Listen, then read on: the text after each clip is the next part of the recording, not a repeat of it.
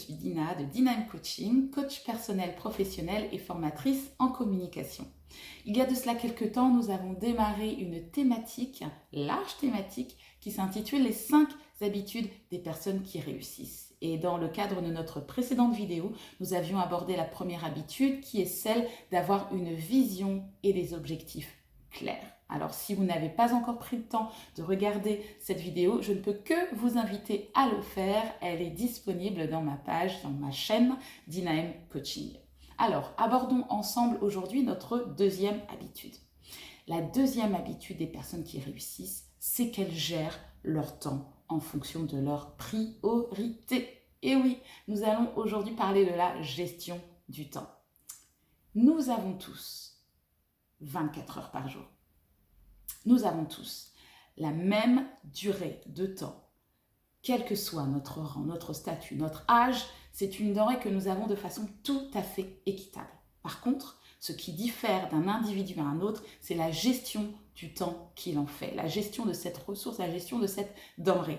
Et les personnes qui réussissent ont bien compris cet aspect, c'est la raison pour laquelle elles ne perdent ni leur temps, ni le temps des autres. Mais au contraire, elles gèrent leur temps avec minutie, avec méthode et avec efficacité. C'est la raison pour laquelle on a parlé de vision, on a parlé d'objectifs. Et une fois que vous avez défini vos objectifs, il vous faut identifier les actions, les bonnes priorités qui vous aideront à traduire vos objectifs en action. Et la question qui se pose souvent à nous au quotidien, c'est mais comment faire pour identifier nos actions prioritaires? Eh bien, nos actions prioritaires sont celles qui vont nous aider à atteindre, à nous rapprocher de nos objectifs finaux. C'est la raison pour laquelle nous devons absolument savoir où nous voulons aller.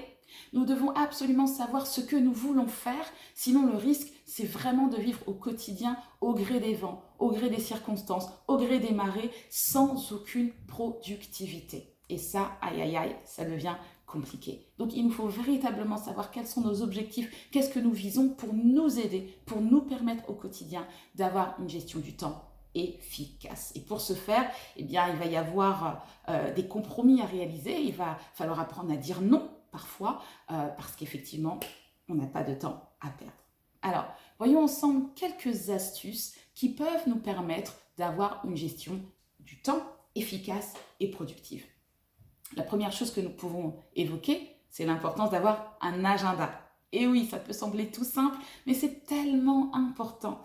Parfois, nous prenons le risque de nous baser sur notre mémoire, sur notre capacité à mémoriser pour gérer nos activités et nos tâches au quotidien. Et c'est là une erreur. Notre mémoire n'est pas en mesure de stocker toutes ces informations de manière aussi rangée et de nous donner les alertes en temps réel. C'est trop compliqué. Donc, pour nous aider, pour nous faciliter la tâche, ayons un agenda.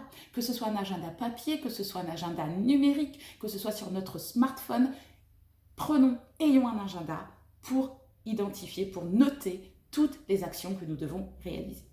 La deuxième astuce que nous pouvons voir, c'est l'importance de faire une to-do list et de la faire vivre. Alors, listez vos tâches, listez les tâches que vous devez réaliser et ensuite planifiez-les dans le temps. Planifiez-les dans votre agenda, dans votre journée, dans votre semaine. Identifiez à quel moment vous souhaitez faire les choses. Moi, par exemple, lorsque j'ai des activités qui nécessitent beaucoup de réflexion, beaucoup de concentration, des écrits importants, je préfère planifier ces tâches le matin parce que je sais que je suis beaucoup plus disposée pour réaliser ce genre d'activité. Donc, connaissez-vous, connaissez votre fonctionnement, parce que si, en ayant connaissance de cela, je prenais le risque de mettre ces activités l'après-midi, je sais que je prendrais beaucoup plus de temps et forcément, je serais beaucoup moins productive. Donc, ayez une to-do list, planifiez vos tâches en fonction, effectivement, de votre fonctionnement, de votre connaissance de vous-même et de l'organisation dans laquelle vous êtes. Après avoir planifié vos activités au quotidien, après avoir élaboré votre organisation quotidienne, prenez le temps de faire des bilans d'activités. De préférence chaque jour. À la fin de votre journée, faites le point sur ce que vous avez réalisé et encouragez-vous, c'est très bien.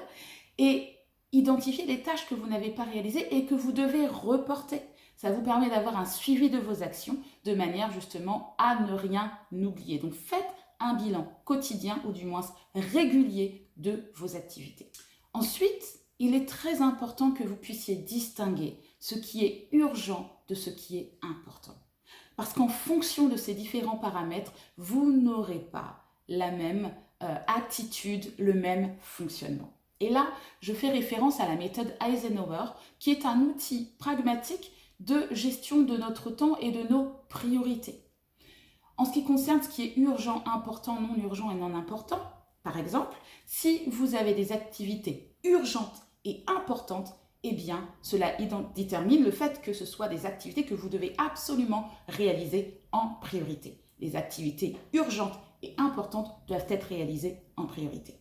Des activités qui sont urgentes et peu importantes sont des activités qui donc doivent être réalisées rapidement, mais que vous pouvez par exemple déléguer. Il y a aussi des activités ni urgentes ni importantes, donc là vous comprendrez bien que ce sont des choses que vous pouvez tout à fait reporter, voire ne pas réaliser si elles sont vraiment d'une très légère importance. Donc vous voyez, c'est un outil très simple, mais qui peut vous aider à hiérarchiser, à prioriser les différentes activités que vous avez à mettre en œuvre au quotidien.